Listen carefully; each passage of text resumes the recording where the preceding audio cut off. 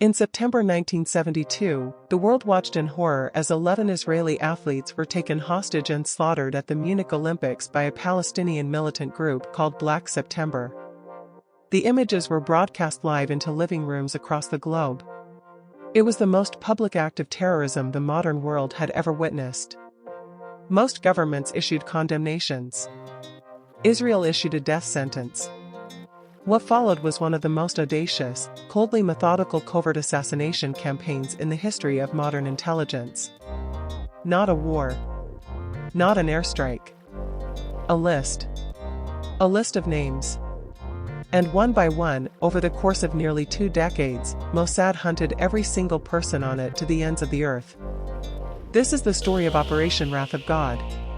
To understand why Israel responded the way it did, you have to understand who was sitting in the Prime Minister's chair in 1972.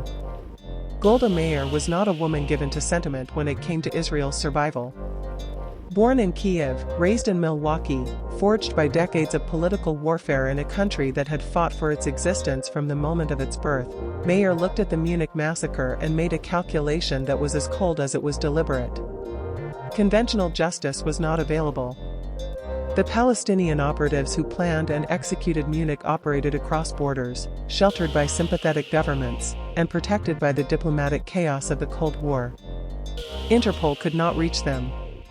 International courts had no jurisdiction. Extradition treaties were meaningless.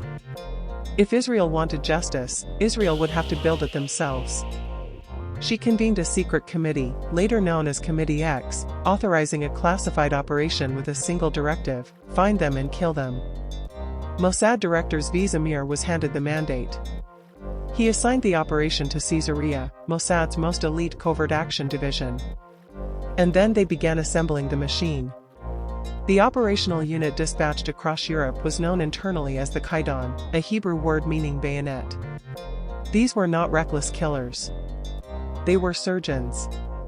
Each team was compartmentalized. The intelligence gatherers never met the assassins never knew the full scope of the list. Every operation was self-contained, designed so that if one cell was compromised, the entire network would not unravel. The first target was Wael Zwader, a Palestinian translator living in Rome. On October 16, 1972, just 5 weeks after Munich, 2 Kidon operatives followed him home from a dinner party. As he waited for the elevator in his apartment building, they shot him 12 times. 12 shots, one for each Israeli athlete killed in Munich. The message was not subtle. It was not meant to be. Mahmoud Hamshari was next.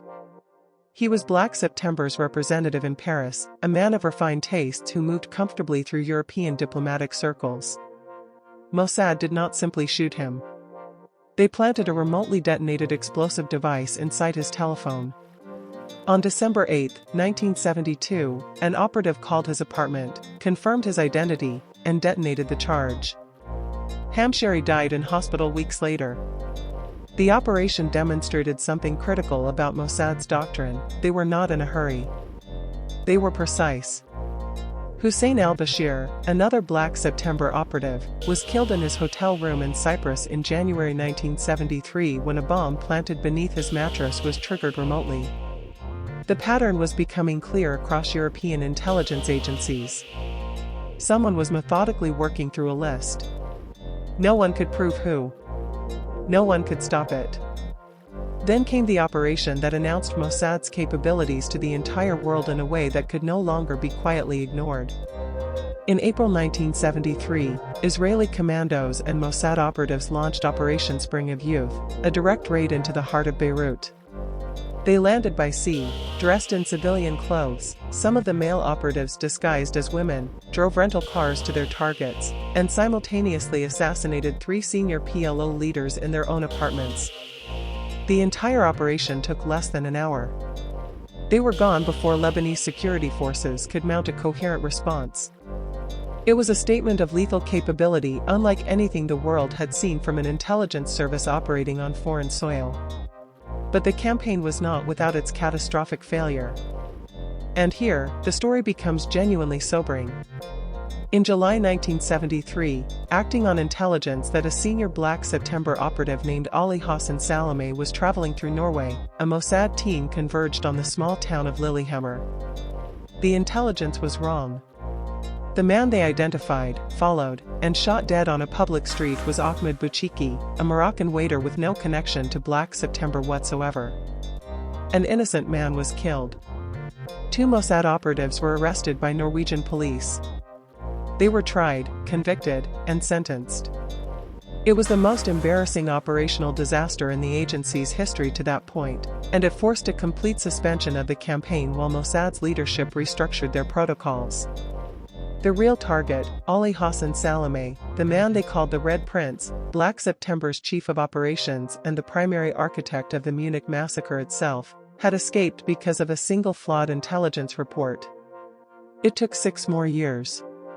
In January 1979, in Beirut, a car packed with 100 kilograms of explosives detonated as Salameh's motorcade passed. He was killed instantly, along with 4 bodyguards. The operation had taken so long partly because Salameh was genuinely difficult to reach.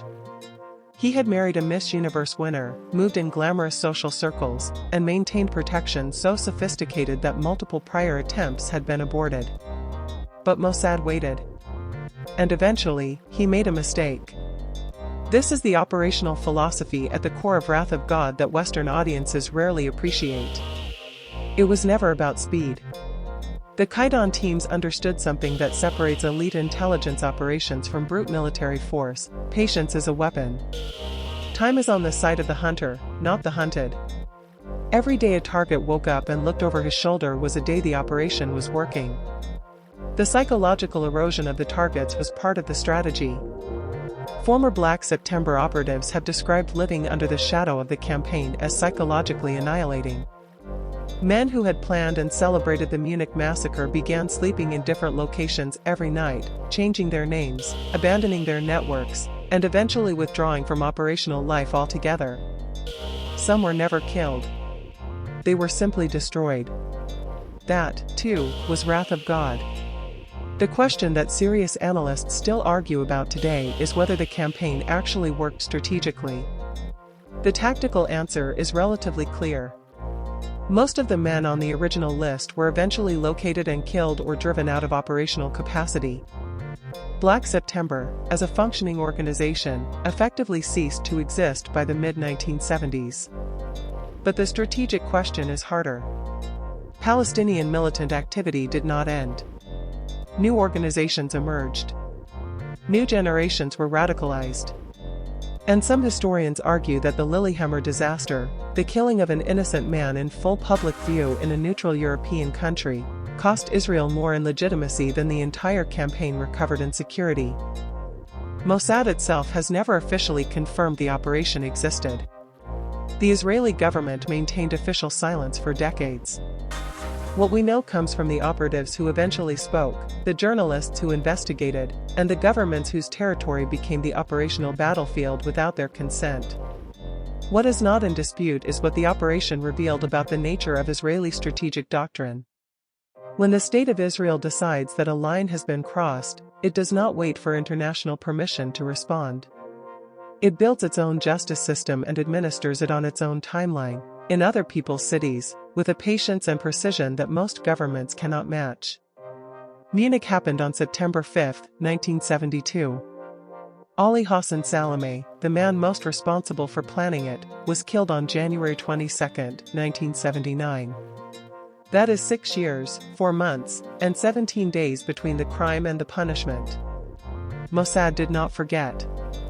Mossad does not forget.